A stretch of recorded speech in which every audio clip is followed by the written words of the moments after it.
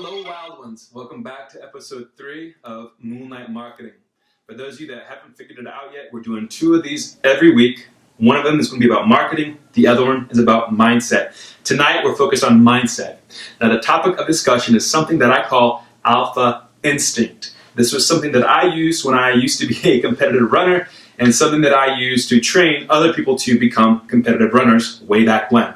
Now, of course, as you figured it out by now, alpha instinct sounds a little bit like a wolf vibe. Yes, I love wolves. I'm a freaking freak for wolves. I think I'm part wolf. So everything that I do is going to be a little wolfish. All right? So anyway, alpha instinct is actually something called emotional endurance. Now you're like, wait, what is that? What is emotional endurance?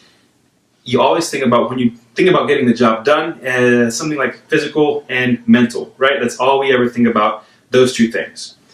That's only 50% of it though. The other half is made up of emotional and spiritual endurance. Now, spiritual doesn't mean necessarily a religious connotation. However, if you are somebody that subscribes to religion, absolutely let that be your fuel there. If you're somebody that does not, it could be something just simply that energy that comes through you. But emotional endurance is really what gets the job done. So to kind of paint the picture here, we'll take running because I love running. The physical component of running is having the tonality, the muscles, the cardio systems all developed. That's the physical side. The mental side is actually just simply knowing that left foot goes in front of the right foot and vice versa over and over again, or as fast as you can. Super simple. Mental is always the easiest side of things, unless you're like in trigonometry or like a rocket scientist or something, I don't know. Anyway, the emotional endurance is the heart, the gusto, that energy that gets you through there. If you have 2 people that are just physically, fit identically the same, one is just super tensed up and wound up, freaked out before they toe the start line, and the other one is loving life, they're jamming, they're free flowing. That person that's free flowing is going to get the job done, I promise you, every single time. The emotional endurance is there because they believe in themselves, they trust themselves enough in their craft that they are a master of it, and they're going to overcome it no matter what. All right, so to paint this into real world examples, instead of just hearing things fall out of my mouth, Tiger Woods, you guys remember Tiger Woods, right? Once he was the greatest golfer of all time, synonymous with champion no matter where he went. Well, think about what happened when Tiger started to misbehave in his life, to say the least, right? His game fell to shit. The guy, I don't think he really, I don't really follow golf, but I don't know what he's doing these days. Anyway, do you think when he got busted for being a jerk and that bad guy, to say the least, that he forgot how to swing a club? No. Do you think he lost muscle mass or his lungs just, took over from a smoker of 50 years? No. He still had all of that built up. He was still a champion in that regard. Where he started falling apart was the emotional and spiritual endurance side of things that crumbled, and so his game crumbled after that. So that's what I'm saying with that. Now, to give you even more of an example, something that I've dealt with, the biggest dose of emotional endurance overcoming physical or mental was when I decided to run a 50-miler ultra marathon. Now, this was actually the 4th attempt that I took at it. The first 3 times I failed completely. Now, again, I was physically fit. I looked like a freaking Adonis. I was awesome in that regard, but I wasn't all the way up here. So the last time I tried it, the first successful attempt at it, is the day that I actually dedicated a mile to specific people in my life, or that have been in my life. So that day, 50 people got a dedication per mile. And because I attached my success to them instead of just my inner selfishness, which, by the way, selfishness is not always a bad thing, especially when it comes to individual performance or your major part in a team effort. Being selfish a lot of times is what, again, separates the victors from the fails, but that's a whole other video. Anyway, I made it happen because, again, I knew that if I didn't hit at least that mile 1, 2, 3, 4, 35, 36, 37, so on and so forth to the finish line, that I would be letting somebody down if I didn't accomplish their mile.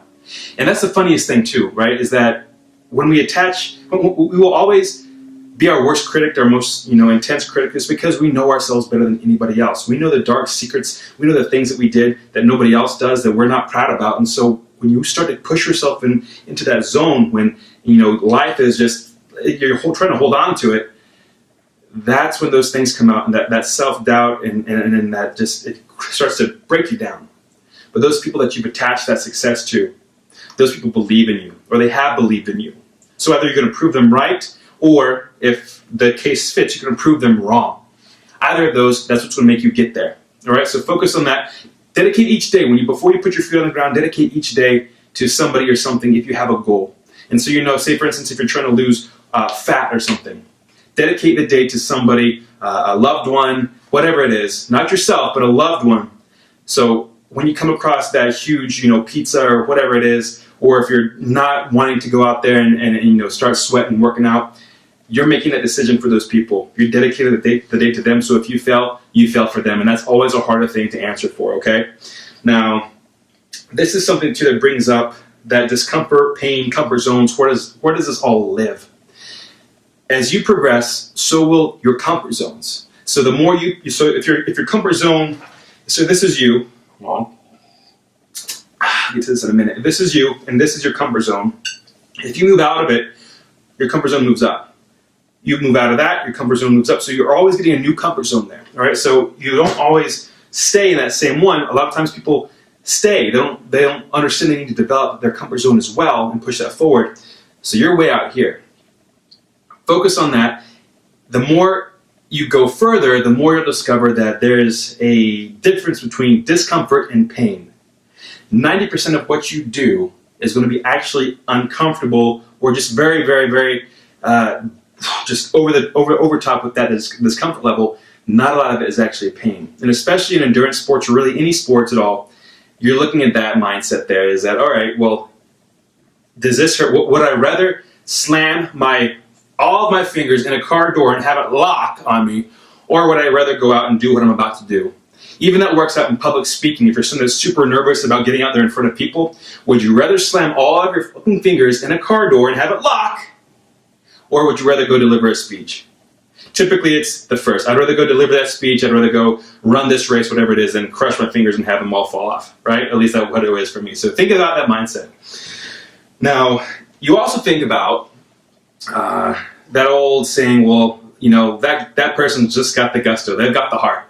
You can't train heart. Well, yeah, you actually can. And that's exactly what I've been talking about. The emotional endurance about things. You can train that. But the reason those people say that is because you can't effectively train or develop what you don't know exists. You didn't know that emotional and spiritual endurance existed until now. Well, guess what? You can go out and train it. Okay, so to back up, when you're going and developing that physical or that mental endurance, you kind of get that fringe or that side effect benefit in that emotional and spiritual realm. Like if you go out there and run a race and you have some broken ribs, that's going to toughen you up real quick. Or if if you're in business and you've just delivered a presentation or a pitch in Seattle and you got a red eye to Orlando and you have an hour after you land to go deliver another one, yes, that's going to toughen you up too. But now that you know this emotional endurance exists, you can start actively training that. And how do you train that? It's really going out again and doing whatever is really, really freaking uncomfortable until you get there. And that could be anything from as simple as just putting your hand into a bucket of ice and seeing how long it can last. It can be freaking, for me, something I seriously used to do, it would be chewing my least favorite vegetable, broccoli and cauliflower raw, until it just turned to mush. I would spit out in a cup and I'd swallow it again.